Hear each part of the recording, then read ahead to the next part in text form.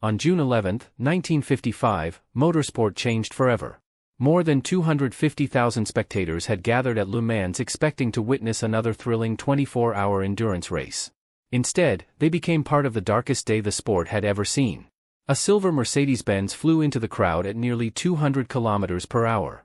Within seconds, the grandstands were consumed by fire, debris, and unimaginable chaos.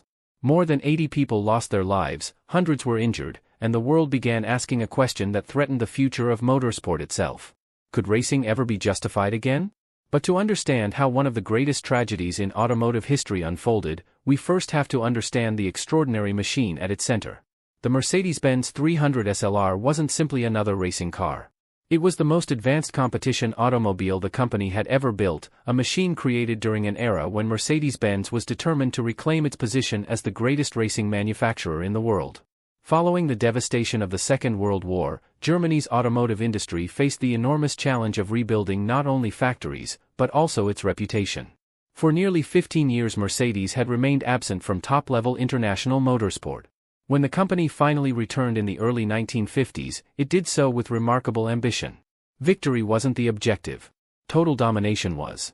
Formula One became the first battlefield, where the revolutionary Mercedes W196 immediately established itself as one of the greatest Grand Prix cars ever created. But endurance racing demanded something different. It required a machine capable of surviving 24 relentless hours while maintaining extraordinary speed across some of the fastest public roads in Europe. Rather than beginning from scratch, Mercedes engineers transformed the Formula One W196 into something entirely new. The result became the 300 SLR, internally known as the W196S. At first glance, it resembled a beautiful silver roadster. Beneath its elegant bodywork, however, lived one of the most sophisticated racing machines of its generation. The lightweight chassis combined remarkable rigidity with exceptional balance, while its magnesium alloy electron body reduced weight to levels few competitors could approach. Ironically, the same material that contributed to the car's incredible performance would later become one of the most controversial aspects of its history because magnesium burns with extraordinary intensity once ignited. Power came from a naturally aspirated straight-eight engine derived directly from Mercedes' Formula One program. Unlike conventional racing engines of the era, it featured desmodromic valve actuation, eliminating valve float at extremely high engine speeds and allowing unprecedented reliability under continuous competition. Producing nearly 310 horsepower from just under 3 liters, the engine delivered astonishing performance in an age when many competitors struggled to produce significantly less. Combined with advanced fuel injection technology and meticulous engineering throughout every component, the 300 SLR represented everything Mercedes-Benz believed engineering could achieve when cost was no object. Personally, I think the most fascinating aspect of the 300 SLR isn't simply how advanced it was. It's how uncompromising it was. Every decision reflected engineering logic rather than convenience. Nothing existed purely for appearance. Nothing was added for marketing. The entire car was built with one objective: winning the world's toughest races. And it almost immediately proved capable of doing exactly that. Behind the wheel sat some of the greatest drivers motorsport has ever known. Juan Manuel Fangio, already becoming a Formula One legend, helped develop the car's extraordinary capabilities. But perhaps no driver became more closely associated with the 300 SLR than Stirling Moss. In 1955, during the legendary Mille Miglia across Italy, Moss and navigator Dennis Jenkinson delivered one of the greatest performances in racing history. Covering roughly 1,600 kilometers of public roads at an average speed of almost 158 kilometers per hour, they shattered the existing record in a feat many historians still consider one of the greatest drives ever accomplished. Even today, decades later, no one has truly repeated what Moss achieved that day. It wasn't simply a victory. It was a demonstration that the 300 SLR had become the most complete racing machine on Earth. Mercedes appeared unstoppable. The future belonged to the Silver Arrows. But only a few weeks later, everything would change forever. Only weeks after rewriting history at the Mille Miglia, Mercedes-Benz arrived at the 24 Hours of Le Mans with enormous confidence. The 300 SLR had already proven itself to be the fastest and most sophisticated endurance racing car in the world. Stirling Moss had delivered one of the greatest victories in motorsport history, Juan Manuel Fangio remained one of the most respected drivers on the grid, and Mercedes looked almost unbeatable. Everything suggested that Le Mans would become another demonstration of German engineering superiority. Nobody in the paddock could have imagined that the race would instead become the darkest chapter in the history of motorsport. On the evening of June 11, the battle at the front of the field was incredibly intense. Jaguars, Ferraris, Aston Martins, and Mercedes were pushing harder with every lap. As the leading cars approached the pit straight, Jaguar driver Mike Hawthorne suddenly braked to enter the pits after overtaking Lance Macklin's Austin Healey. Macklin reacted instinctively, swerving left to avoid the slowing Jaguar. At that exact moment, Mercedes driver Pierre Leva arrived behind them at racing speed with almost no time to react. The Austin Healey acted like a ramp. The front of the 300 SLR climbed onto the smaller car, launching the Mercedes high into the air. What followed lasted only a few seconds, yet it changed motorsport forever. The impact tore the lightweight Mercedes apart. The engine, suspension, and other heavy components were thrown hundreds of meters into the spectator area. The magnesium alloy body ignited almost immediately, producing an intense fire that rescuers struggled to extinguish because traditional methods were ineffective against burning magnesium. Pierre Leva was killed instantly, but the tragedy extended far beyond the circuit itself. More than 80 spectators lost their lives, and hundreds more were injured. Even today, it remains the deadliest accident in the history of motorsport. News of the disaster spread across Europe within hours. Governments, newspapers, and the general public began questioning whether racing had become too dangerous to exist. Several countries immediately suspended or cancelled motorsport events while investigations began. Switzerland went even further, introducing a ban on circuit racing that remained in place for decades. The shock reached every corner of the automotive world. It wasn't simply another racing accident. It was a moment that forced an entire industry to confront the consequences of pursuing speed without sufficient regard for spectator safety. One of the most controversial decisions came from Mercedes itself. Despite the scale of the disaster, team management chose not to withdraw its remaining cars immediately. Officials feared that a sudden mass departure of spectators could block emergency services attempting to reach the injured. The race therefore continued through the night. Many people criticized that decision, while others argued it was the least harmful option under impossible circumstances. Even today, historians continue debating whether Mercedes made the correct choice. Personally, I think that's one reason this story remains so powerful. It isn't a simple tale of heroes and villains. It is a tragedy in which every decision carried terrible consequences. By the early hours of the following morning, however, Mercedes executives had reached another decision, one that would shape the company's future for decades. Team manager Alfred Neubauer received instructions directly from Stuttgart. The remaining silver arrows were withdrawn from the race. There would be no celebration, no pursuit of victory, and no attempt to salvage the weekend. The company's focus shifted entirely from competition to responsibility. Yet the consequences extended far beyond Le Mans itself.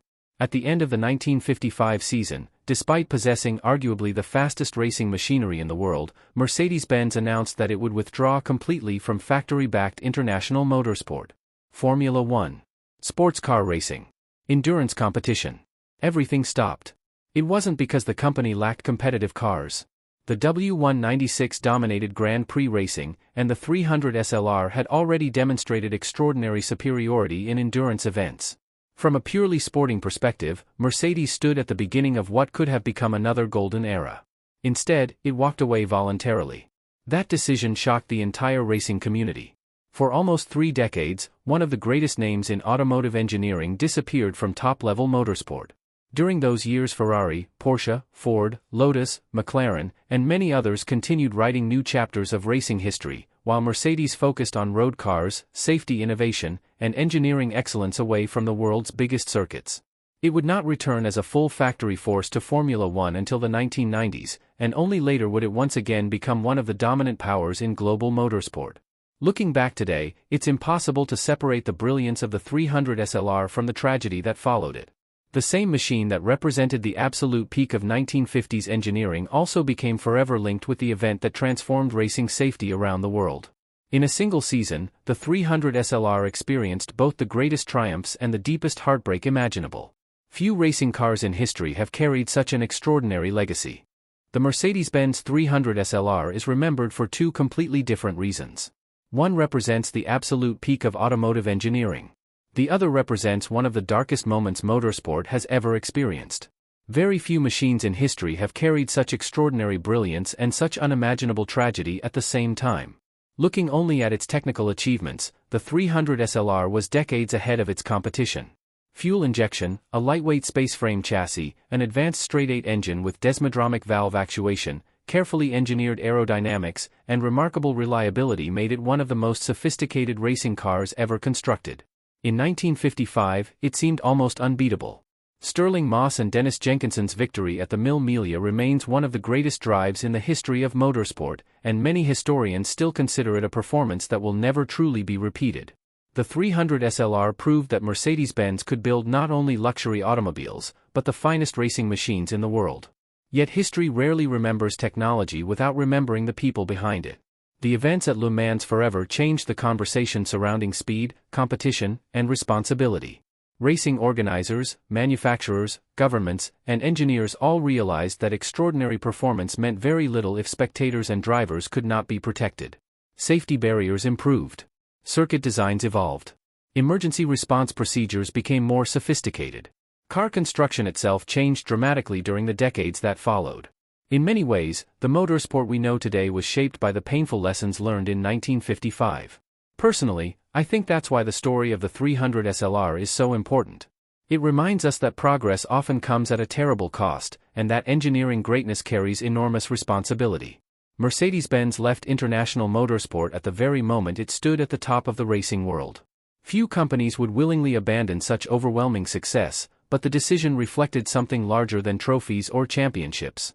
For nearly 30 years, the Silver Arrows disappeared from top-level competition, leaving behind a legacy filled with unanswered questions about what might have happened had history taken a different path. Ironically, that absence only strengthened the legend of the 300 SLR.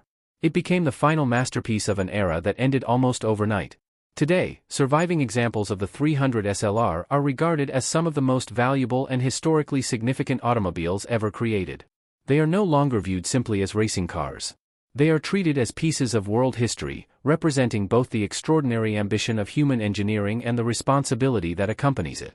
Every polished aluminum panel, every mechanical component, and every racing number tells a story far greater than victory alone. It tells the story of innovation, courage, triumph, heartbreak, and change. Some racing cars are remembered because they won championships. Others because they introduced revolutionary technology. The Mercedes-Benz 300 SLR achieved something even rarer. It changed the future of motorsport itself. More than 70 years later, its legacy continues to influence every racing series, every safety regulation, and every engineer striving to build a faster yet safer machine. That is why the 300 SLR remains far more than one of the greatest Mercedes-Benz automobiles ever built. It is one of the most important cars in the entire history of the automobile. If you enjoyed this documentary, don't forget to leave a like and subscribe for more stories about the world's most legendary automobiles. Every subscription helps the channel continue bringing these incredible automotive stories back to life. And now I'd love to hear your opinion. Do you believe the 300 SLR should be remembered primarily for its revolutionary engineering achievements, or will the events of Le Mans forever define its legacy? Let me know your thoughts in the comments below. Thanks for watching, and I'll see you in the next documentary.